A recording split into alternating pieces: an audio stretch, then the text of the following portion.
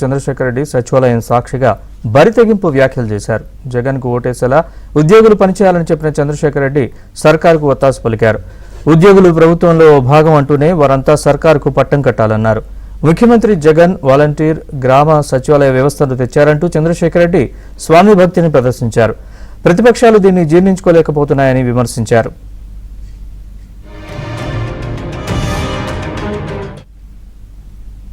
ఎన్నికల కోడ్ ఉండగానే జగన్ ప్రభుత్వానికి ఉద్యోగులందరూ అండగా నిలవాలని కోరారు. కేవలం ఉద్యోగులు మాత్రమే కాదు, సామాన్య ప్రజలకు చెప్పి మరీ ఓటేయించేలా చర్యలు తీసుకోవాలంటూ వ్యాఖ్యానించారు. విపక్షాలు ఉద్యోగుల మీద అబాండాలు వేస్తున్నాయంటూ అక్కసు వెళ్లగక్కారు చంద్రశేఖర్ రెడ్డి. ప్రతిపక్షాలు చెప్పినట్లు పోలీసులు ఎందుకు నడుచుకుంటారని కామెంట్ కూడా చేశారు. ఏ వ్యక్తి కోసమో పార్టీ కోసమో చెప్పినట్టు నడుచుకోవడం కుదరదు అంటూనే అధికార పార్టీ పల్లకి మోస్తున్నారు చంద్రశేఖర్ రెడ్డి. ఉద్యోగ సంఘ నాయకులు సంతోషంగా ఉంటే విపక్షం చూడలేకపోతోందన్నారు. అయితే చంద్రశేఖర్ రెడ్డి వ్యాఖ్యలపై ఉద్యోగ వర్గాల నుంచి అభ్యంతరాలు వ్యక్తమవుతున్నాయి. మరోవైపు చంద్రశేఖర్ రెడ్డి కోడ్ ఉల్లంఘించారని విపక్షాలు మండిపడుతున్నాయి.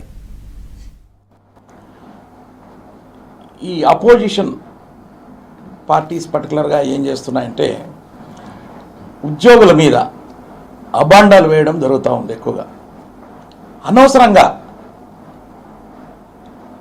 రాష్ట్రాన్ని బాగుపరచాలనేటువంటి ఉద్దేశంగా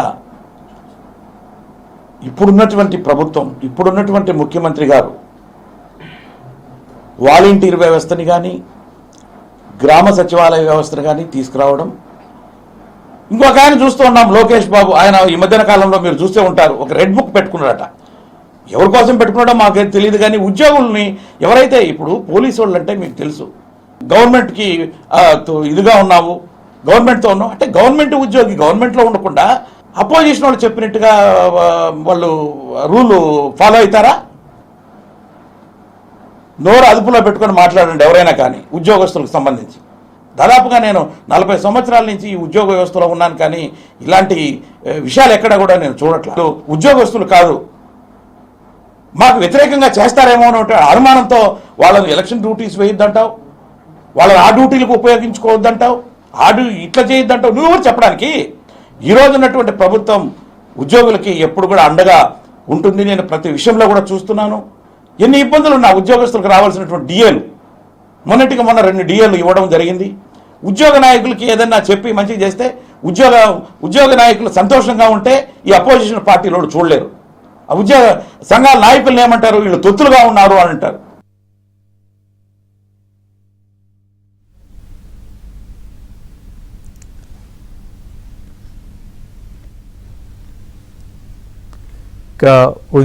ఉద్యోగస్తులపై అలాగే ప్రభుత్వంపై ప్రతిపక్షాల గురించి ప్రభుత్వ సలహాదారు చంద్రశేఖర్ రెడ్డి చేసిన వ్యాఖ్యలకు సంబంధించి పూర్తి సమాచారాన్ని మా ప్రతినిధి సత్యాన్ని అడిగి తెలుసుకుందాం. సత్య,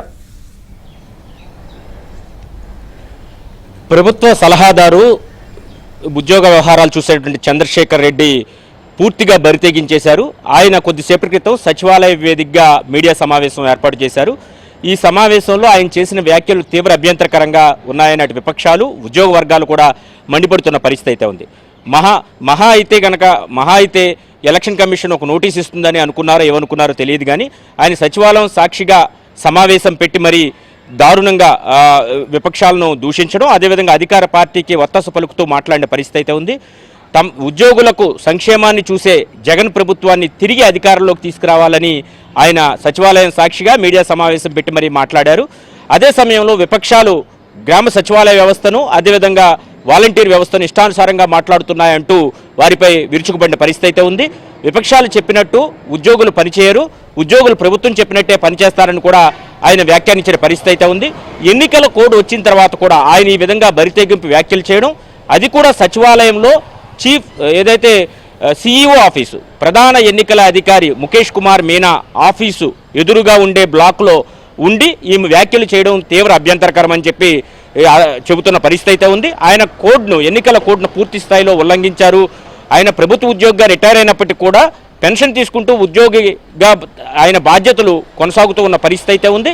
అదే సమయంలో ప్రభుత్వం వద్ద ఆయన సలహాదారుగా పనిచేస్తూ ఉన్నారు కాబట్టి దానికి సంబంధించి కూడా ఆయన ప్రభుత్వానికి ఏదైతే ఎన్నికల కోడ్కు ఎన్నికల నియమ నిబంధనల్ని పాటించాల్సిన అవసరం ఉందని కూడా చెబుతున్న పరిస్థితి అయితే ఉంది.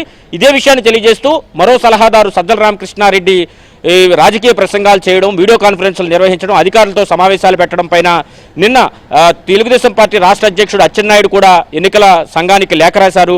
ఈరోజు మరో సలహాదారు అయినటువంటి చంద్రశేఖర్ రెడ్డి, గతంలో ఏపీఎన్జిఓ అధ్యక్షుడిగా చేసిన చంద్రశేఖర్ రెడ్డి బరితెగించి వ్యాఖ్యలు చేయడం పట్ల అటు ఉద్యోగ వర్గాలు కూడా మండిపడుతున్నాయి. ఉద్యోగ సంఘ నేతలు సంతోషంగా ఉంటే విపక్షాలు చూడలేకపోతున్నాయని ఆయన చేసిన వ్యాఖ్యలకు ఉద్యోగులు కూడా మండిపడుతున్నారు. ముఖ్యంగా ఉద్యోగ సంఘాలు సంతోషంగా ఉంటే సరిపోదు, ఉద్యోగులు సంతోషంగా ఉండాలని వారంతా స్పష్టంగా చెబుతున్న పరిస్థితి అయితే ఉంది. ఎందుకు చంద్రశేఖర్ రెడ్డి ఈ విధంగా ప్రభుత్వానికి వంతపాడుతూ ప్రభుత్వ పల్లకీ మోస్తున్నారని కూడా వారంతా కూడా ప్రశ్నిస్తున్న పరిస్థితి అయితే ఉంది. మరోవైపు విపక్షాలను ఆడిపోసుకుంటూ అదే సమయంలో ఈ ప్రభుత్వానికి అండగా నిలవాలని ఉద్యోగులకు పిలుపునివ్వడమే కాకుండా ఎవరైతే నిరక్షరాస్యులు ఉంటారో వాళ్ళందరికీ కూడా ఎన్లైటన్ చేసి వారందరితో కూడా ప్రభుత్వానికి అనుకూలంగా ఓట్లేయించాలని ఆయన చేసిన వ్యాఖ్యలు తీవ్ర అభ్యంతరకరంగా ఉన్నాయి. ఇప్పుడు తన ఆఫీసు ముందు ఎదురుగా ఉన్న బ్లాక్లోనే మీడియా సమావేశం పెట్టి చంద్రశేఖర్ రెడ్డి చేసిన వ్యాఖ్యలకు రాష్ట్ర ప్రధాన ఎన్నికల అధికారి ఏం చర్యలు తీసుకుంటారని ఉద్యోగులందరూ కూడా ప్రశ్నిస్తున్న పరిస్థితి అయితే ఉంది. Thanks for the update Satya.